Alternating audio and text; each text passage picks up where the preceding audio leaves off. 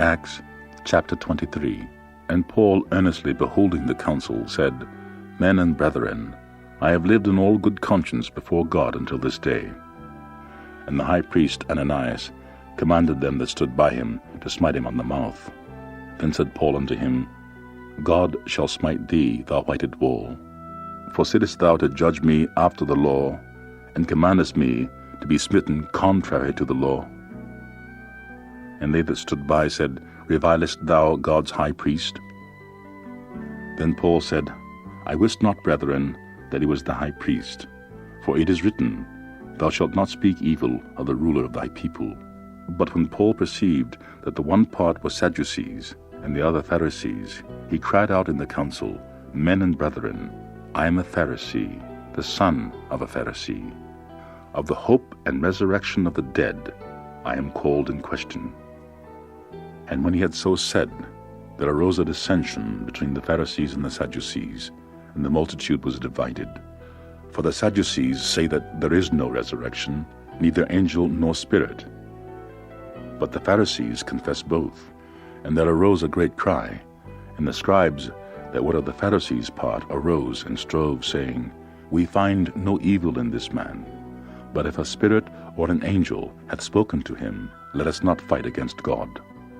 And when there arose a great dissension, the chief captain, fearing lest Paul should have been pulled in pieces of them, commanded the soldiers to go down and take him by force from among them, and bring him into the castle. And the night following, the Lord stood by him and said, Be of good cheer, Paul, for as thou hast testified of me in Jerusalem, so must thou bear witness also in Rome. And when it was day, certain of the Jews banded together, and bound themselves under a curse, saying that they would neither eat nor drink till they had killed Paul.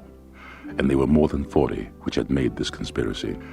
And they came to the chief priests and elders, and said, We have bound ourselves under a great curse, that we will eat nothing until we have slain Paul. Now therefore ye with the chief council signify to the chief captain that he bring him down unto you tomorrow, as though ye would inquire something more perfectly concerning him. And we, or ever he come near, are ready to kill him. And when Paul's sister's son heard of their lying in wait, he went and entered into the castle, and told Paul. Then Paul called one of the centurions unto him, and said, Bring this young man unto the chief captain, for he hath a certain thing to tell him. So he took him, and brought him to the chief captain, and said, Paul the prisoner called me unto him, and prayed me to bring this young man unto thee, who hath something to say unto thee. Then the chief captain took him by the hand, and went with him aside privately, and asked him, What is that thou hast to tell me? And he said, The Jews have agreed to desire thee, that thou wouldst bring down Paul tomorrow into the council, as though they would inquire somewhat of him more perfectly. But do not thou yield unto them, for there lie in wait for him of them more than 40 men, which have bound themselves with an oath, that they will neither eat nor drink till they have killed him. And now are they ready, looking for a promise from thee. So the chief captain then let the young man depart, and charged him, See thou tell no man that thou hast showed these things to me.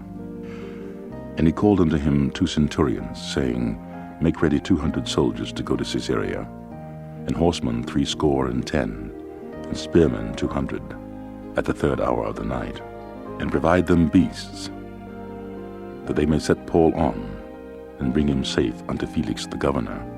And he wrote a letter after this manner, Claudius Lysias, under the most excellent governor Felix sendeth greeting. This man was taken of the Jews, and should have been killed of them.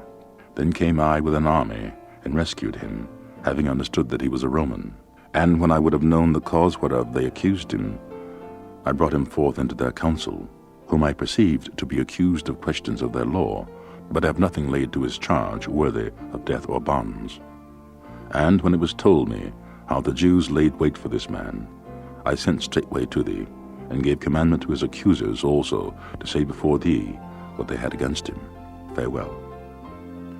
Then the soldiers, as it was commanded them, took Paul and brought him by night to Antipatris.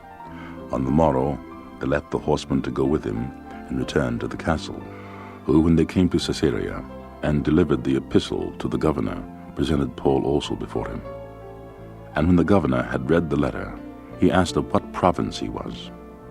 And when he understood that he was of Cilicia, I will hear thee, said he, when thine accusers are also come. And he commanded him to be kept in Herod's judgment hall.